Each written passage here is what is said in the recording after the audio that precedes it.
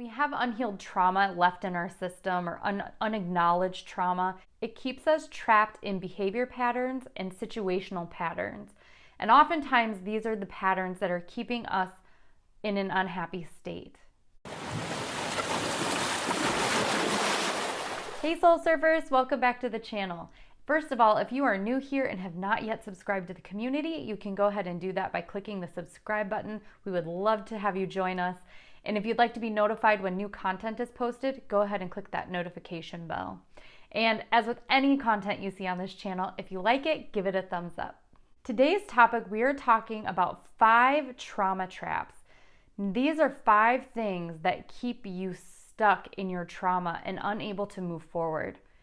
Now, why is it important to move forward from the trauma? Well, when we have unhealed trauma left in our system or unacknowledged trauma, it keeps us trapped in behavior patterns and situational patterns. And oftentimes these are the patterns that are keeping us in an unhappy state.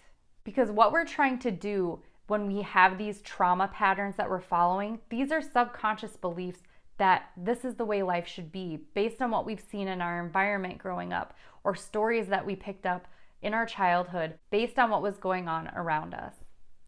So when we have these subconscious beliefs, we start recreating this story or this environment that we grew up in our adulthood because we think that's the way that life should be.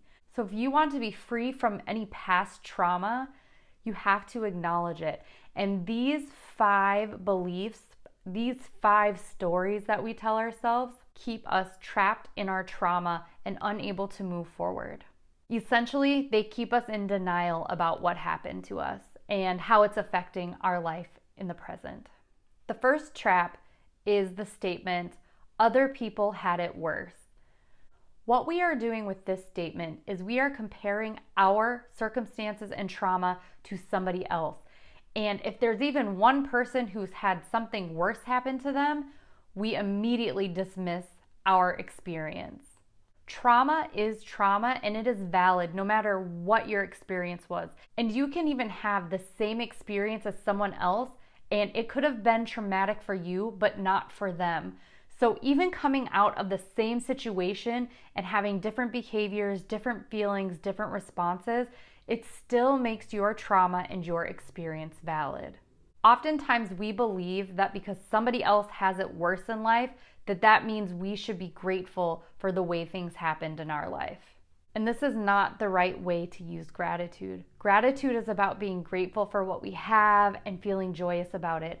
We shouldn't use gratitude to dismiss any of our experiences if they were painful. So being grateful that our trauma wasn't worse is not a great way to use gratitude because it's still keeping us, it's still acknowledging the trauma in a way, but it's keeping it active in our vibration because we see it was there, but since it wasn't as bad as somebody else had it, that somehow means that what we experienced is not valid, and that's just not true. So regardless of whether or not somebody had it worse than you or not, does not make your experience invalid.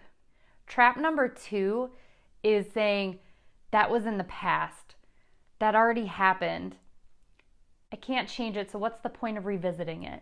When we talk about our trauma being in the past and saying we don't have control to change it, while that may be true, this is a way of bypassing the healing process and releasing that trapped energy and experience that we had from the trauma.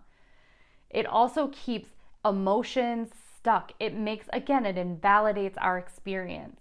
By brushing it off and saying we have no control over it, basically makes us a victim to our circumstances. And what we need to realize is that even though we can't change our past is still affecting us until we look at it, feel the feelings through it, and move them through. That way, the past doesn't have control over our present.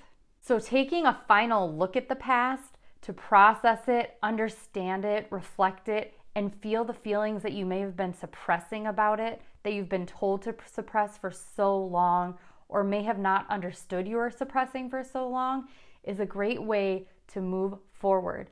Because once you get that energy flowing, that stuck, stagnant energy from the past, it will no longer affect your present. And you'll even see that your triggers start to diminish. You'll see that things start to change in your life for the better. Trap number 3 is it wasn't that bad. Now, this trap is slightly similar to trap number 1 about other people having it worse. But what this is doing is it's invalidating our experience based on our own feeling about it. It's not comparing it directly to somebody else. By saying it wasn't that bad diminishes the effect that this trauma and this experience has had on our lives. So by feeding into this thought of it wasn't that bad, it keeps you safe and comfortable by not looking at it. And what I found is that when I used to say it wasn't that bad, I didn't realize just how bad it was until I looked into it. I didn't realize how my past was affecting my present in my adulthood. So regardless of how bad you thought it was, it's important for us not to pass judgment on our experience. Just because someone else doesn't think it was that bad, or maybe they experienced something and perhaps they're too afraid to look at their past to help themselves move forward, so they just tell other people it wasn't that bad, or try to get people. They say misery loves company. So you tend to attract people and want to keep people in the comfort zone with you.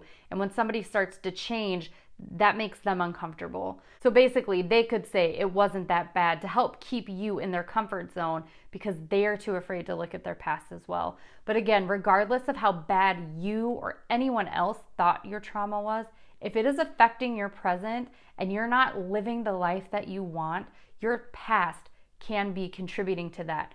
So let go of this feeling or thought that it wasn't bad enough to look at. It wasn't bad enough to make a difference in your life now.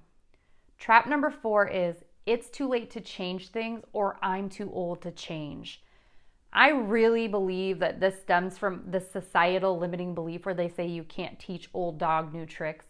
We really live by that. We think that people, as they're older, are set in their ways, they'll never change. But in actuality, you're never too old to change. You are never too old to want to live a better life for yourself if you have not been living the life of your dreams.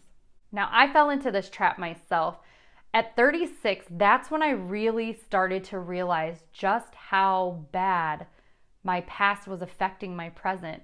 That's when I was shown that the experience I had in childhood growing up with an alcoholic parent really affected my present, and that experience was actually traumatic, and that it was carrying over into my adulthood.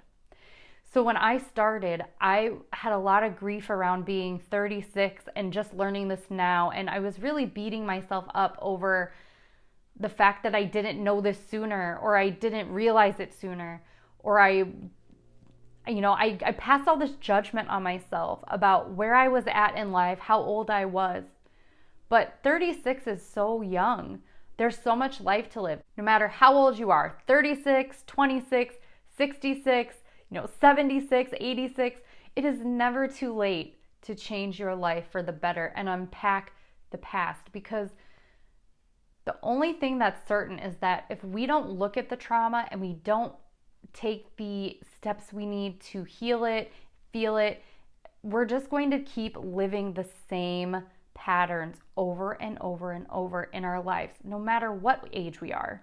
And knowing what I know now, I definitely know that I would rather live 10 years of pure joy from unpacking my trauma than live those 10 years that I'm going to be living anyway in isolation, depression, grief, and feeling low and awful about myself. It is never too late to live the life you want. It is never too late to see and look how your past is affecting your present, which will inevitably affect your future. So let go of this belief, no matter how old you are, that you are too old or you can't change. Because if you think you can't change, then you're right. But if you think you can change, then you're right. And the final trap number 5, is no one will understand. We bypass looking at our history and our trauma because we think that nobody will understand what we've gone through. We think we are the only people who have experienced this or feel this way by growing up in a household where we felt we were unlovable, that we weren't good enough, that we couldn't do anything. But in actuality, there are so many people who feel this way. There are so many people who will understand. I think part of it too is that we get so wrapped up in people may not have had the exact same experience as us. However, you don't have to have the exact same experience in order to understand how somebody feels. The fact is that if you have the same core beliefs about yourself, then all you can do is relate to each other. I also believe that we use this phrase to keep us trapped because we think no one will understand because we don't know how to relate to people. When we don't feel good enough or we don't feel lovable, we have a challenging time connecting with others. So by saying and believing that no one will understand, that keeps us from connecting with other people. But I can assure you that every single person in this life, there's at least one other person who understands what they have been through. There are communities for all types of situations. These communities have hundreds of thousands of people. I remember joining my first community and being so surprised at how many people understood how I felt, knew what I was talking about, and even exhibited some of the same behaviors and feelings that I did. And this gave me a sense of belonging in a way I had never belonged before.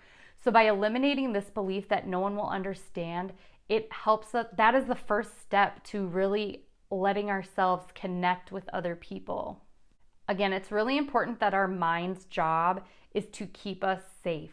So these 5 sayings, phrases, and beliefs are ways that our minds keep us trapped in the trauma of our past, in the experience of our past. And we keep attracting the same things over and over. And they're mainly things that we don't want. All right, soul surfers, if you are experiencing any or multiple of these trauma traps, try changing your beliefs about these things. Try validating yourself. Try letting yourself know that your experience matters.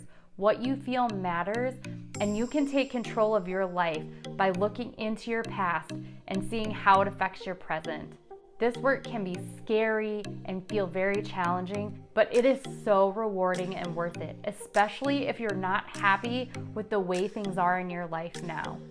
You have the power, and you always have the power to change your reality, starting by letting go of old energy and past behaviors.